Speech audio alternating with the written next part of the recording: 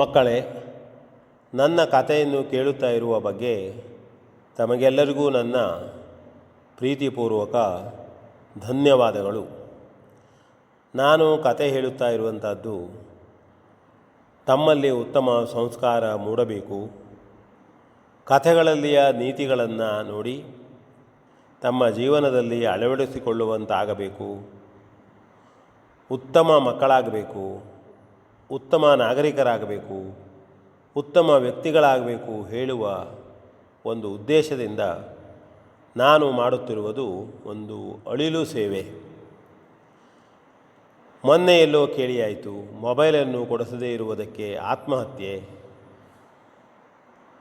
ಪುಸ್ತಕವನ್ನು ಓದಿ ಮೊಬೈಲನ್ನು ಬಿಡಿ ಎಂದು ಹೇಳಿದ್ದಕ್ಕೆ ಮಕ್ಕಳಿಗೆ ಬೇಸರ.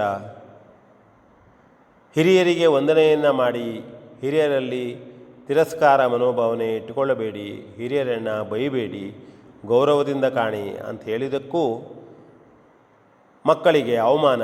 ಹೀಗೆಲ್ಲ ನಾವು ಕೆಲವು ಮಕ್ಕಳ ಬಗ್ಗೆ ಕೇಳ್ತಾ ಇದ್ದಾಗ ಮನಸ್ಸಿಗೆ ತುಂಬ ಬೇಸರವಾಗ್ತದೆ.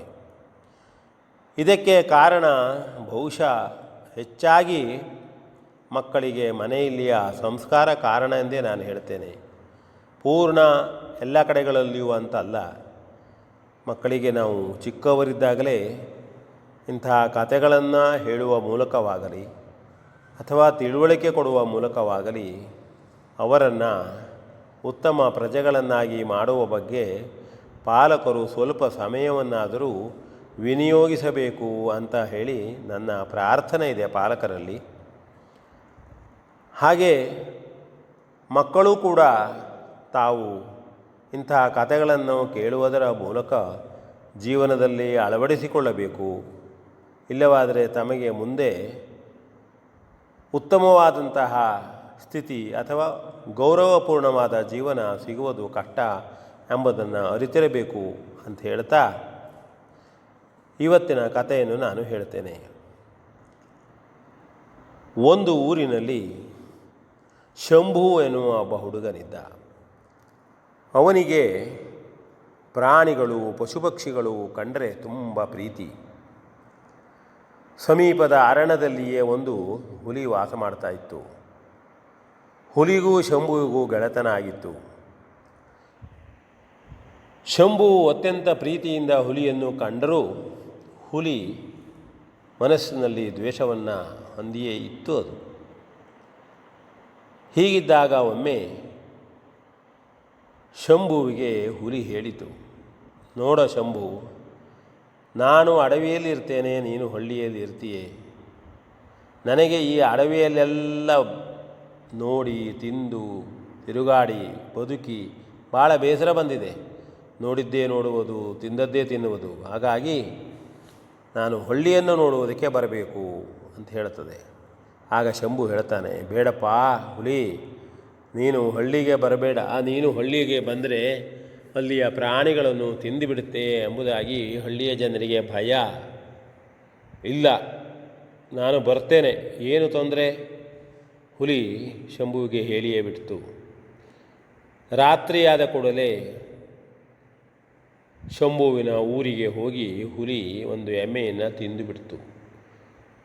ಊರಿನಲ್ಲಿ ಗಲಾಟೆಯೇ, ಗೌಜಿಯೇ ಗೌಜಿ. ಹುಲಿ ಬಂತು, ದನ ತಿಂತು. ಶಂಭು ಮಾರನೇ ದಿನ ಬೆಳಗಾಗಿ ಗೆಳೆಯನಾದಂತಹ ಹುಲಿಗೆ ಹೇಳಿದ, ಹುಲಿ, ನೀ ಬರಬೇಡ, ನೋಡು ಹಳ್ಳಿಯಲ್ಲಿ ಮಾತನಾಡ್ತಾ ಇದ್ದಾರೆ, ನಿನಗೆ ಬೋನನ್ನು ಹಾಕ್ತಾರೆ, ಬಲೆಯನ್ನು ಹಾಕ್ತಾರೆ, ನಿನ್ನನ್ನು ಹಿಡಿತಾರೆ, ನಿನಗೆ ಸುಖ ಆಗದು, ನೀನು ಹಾಯಾಗಿ ಅರಣ್ಯದಲ್ಲಿರು, ಗೆಳೆಯ ಎಂಬ ದೃಷ್ಟಿಯಿಂದ ಹೇಳ್ತಾ ಇದ್ದೇನೆ. ಇಲ್ಲ, ಸಾಧ್ಯವಾಗದು, ಹೇಗೆ ಹಿಡಿತಾರೆ ಅವರು ನನಗೆ? ಮಾರನೇ ದಿನವೂ ಹುಲಿ ಹಳ್ಳಿಗೆ ನುಗ್ಗಿತು. ಹಳ್ಳಿಗರ ಬೋನಿಗೆ ಬಿತ್ತು, ಬಲೆಯಲ್ಲಿ ಬಿತ್ತು, ಗರ್ಜಿಸಿತು. ಹಳ್ಳಿಗರು ಹೇಳಿದರು, ಏನು ಸೊಕ್ಕು ಮಾಡ್ತೀಯಾ? ಊರಿಗೆ ಬಂದು ದನ ತಿಂತೀಯಾ? ಇಲ್ಲೇ ಬಿದ್ದು ಸಾಯಿ ನೀನು ಅಂತ ಹೇಳಿ ಬೋನಿನಲ್ಲಿ ಹಾಕಿ ಹೊರಟರು. ಹೋದ ಮೇಲೆ ಇತ್ತ ಹುಲಿ ತುಂಬ ಹಸಿವೆ ಆಯಿತು, ಕಷ್ಟವಾಯಿತು, ಕೂಗಾಡಿತು. ರಾತ್ರಿ ಆದಾಗ ತನ್ನ ಗೆಳೆಯನಲ್ವೋ ಶಂಭುವಿಗೆ ಕೇಳಿತು. ನಿಧಾನವಾಗಿ ಬೋನಿನ ಹತ್ತಿರ ಹೋದ. ಏನೋ ಹುಲಿ ನಿನ್ನ ಪರಿಸ್ಥಿತಿ, ಹೇಳಿದೆನಲ್ಲ ನಾನು ಬರಬೇಡ ಎಂಬುದಾಗಿ, ಆದರೂ ಬಂದೆ. ಈಗಲಾದರೂ ಬುದ್ಧಿ ಬಂತ ನಿನಗೆ. ನಾನೀಗ ನಿನ್ನನ್ನು ಬಿಡುತ್ತೇನೆ ಹೊರಗೆ, ನೇರವಾಗಿ ನೀನು ಅರಣ್ಯಕ್ಕೆ ಹೋಗಬೇಕು. ನೋಡಿ ಶಂಭುವಿನ ಪರಿಸ್ಥಿತಿ. ತನ್ನ ಗೆಳೆಯನಿಗೆ ತೊಂದರೆ ಆಗಿದೆ, ಒಪ್ಪಿಕೊಂಡಿತ್ತು ಹುಲಿ. ದಯನೀಯ ಸ್ಥಿತಿಯಲ್ಲಿ ಹುಲಿಯನ್ನು ಬೋನಿನಿಂದ ಬಿಟ್ಟ. ಹುಲಿ ಹೊರಗೆ ಬಂದು, ನಿನ್ನನ್ನು ತಿಂದುಬಿಡ್ತೇನೆ ಶಂಭು, ನನಗೆ ಹಸಿವೆ ಆಗಿದೆ. ಅಯ್ಯೋ, ನಾನು ನಿನ್ನನ್ನು ಪ್ರೀತಿಯಿಂದ ಬಿಟ್ಟೆ, ನಿನ್ನ ಗೆಳೆಯನಲ್ವ, ಗೆಳೆಯನೋ ಪ್ರೀತಿಯೋ, ನನಗೆ ಹಸಿವಾಗಿದೆ, ನಿನ್ನನ್ನು ತಿಂದುಬಿಡುತ್ತೇನೆ ಎಂಬುದಾಗಿ ಹುಲಿ ಗರ್ಜಿಸಿತು. ಆಗ ಏನು ಮಾಡಬೇಕು ಎಂಬುದು ಶಂಭುವಿಗೆ ತಿಳಿಯಲಿಲ್ಲ. ನೋಡ ಹುಲಿ, ನನ್ನನ್ನು ತಿಂತಿಯಂತಾದರೆ 3 ಜನರಿಗೆ ನಾನು ಕೇಳ್ತೇನೆ, ಅವರನ್ನು ಕೇಳಿ ಯಾರೂ ತಿಳಿದುಕೋ, ನೀನು ತಿನ್ನುವುದು ಸರಿಯಲ್ವ ಅಂಥೇಳಿ ಮುಂದೆ ಕರ್ಕೊಂಡು ಹೋಗ್ತಾನೆ. ಪ್ರಥಮ ಬಾರಿಗೆ ಒಂದು ಎಮ್ಮೆ ಕಾಣ್ತದೆ, ಕೇಳ್ತಾನೆ, ಎಮ್ಮೆ ನೋಡು, ಹುಲಿ ನನ್ನನ್ನು ತಿಂತಿದೆ ಅಂತೆ, ಈ ರೀತಿಯಾಗಿದೆ. ತಿನ್ನಲೇ ಬಿಡು, ಮಾನವರು ಕೃತಜ್ಞರೇ, ಅವರು ಉಪಕಾರವನ್ನು ಸ್ಮರಿಸುವುದಿಲ್ಲ ಎಂದು ಎಮ್ಮೆ ಹೇಳಿತಂತೆ. ಮತ್ತೆ ಮುಂದೆ ಹೋದರು. ಅಲ್ಲಿ ಹೋದಾಗ ಒಂದು ನಾಯಿ ಇತ್ತು. ನಾಯಿ ಹೇಳಿತು, ಇಲ್ಲ, ನಾವು ಪ್ರೀತಿಯಿಂದ ನೋಡಿದರೂ ಮನುಷ್ಯ ನೋಡಲಾರ, ಬೇಡ, ತಿಂದುಬಿಡು ಹುಲಿ, ತಿಂದುಬಿಡು ಅವನನ್ನು. ಅಷ್ಟರಲ್ಲಿ ಅಲ್ಲಿಯೇ ಇದ್ದಂಥ ಒಂದು ಮೊಲ ಸಿಕ್ತು. 3ನೇದಾಗಿ ಮೊಲ, ನೋಡು ಹೀಗಾಗಿದೆ ನಮ್ಮ ಪರಿಸ್ಥಿತಿ.